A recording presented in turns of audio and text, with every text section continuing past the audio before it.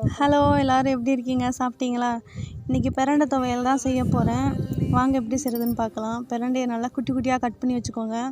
சின்ன சின்னமாக கட் பண்ணால் தான் சீக்கிரமாக வதங்கும். பட்டை மிளகா, புளி, தக்காளி, வெங்காயம், பூண்டு, இஞ்சி, கருவேப்பிலையெல்லாம் எடுத்து வச்சுக்கோங்க. நான் இஞ்சியும் கருவேப்பிலையும் போடலை, மறந்துட்டேன்.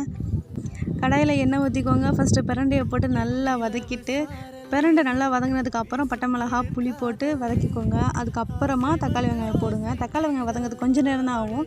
நல்லா வதங்கினதுக்கப்புறம் உப்பு போட்டு இறக்கி வச்சுட்டு ஆற விட்டு மிக்ஸி ஜாரில் போட்டு நல்லா அரைச்சிட்டு, மிக்ஸி ஜாரில் தான் அரைக்கணும்னு கிடையாது, அம்மி இருந்தால் அம்மியில் கூட அரைச்சிக்கோங்க. செம்மையாக இருக்கும். நல்லா சூடாக சோறு வடித்து அதில் போட்டு சாப்பிட்டிங்கன்னா செம்மையாக இருக்கும். பசிக்கவே இல்லைனா கூட அந்த பிரண்டை துவையல் சாப்பிட்டா சூப்பராக பசி எடுக்கும்னு சொல்லுவாங்க. இதை இன்னொரு மெத்தட்லேயும் செய்யலாம். அது தக்காளி வெங்காயம் போடாமல் பிரண்டையை மட்டும் வதக்கிட்டு பட்டை மிளகா, புளி, பூண்டு, கருவேப்பிலை, உப்பு வச்சு அம்மிக்கல்ல அரைச்சோன்னா செம்ம டேஸ்ட்டாக இருக்கும். கிடவே கிடாது.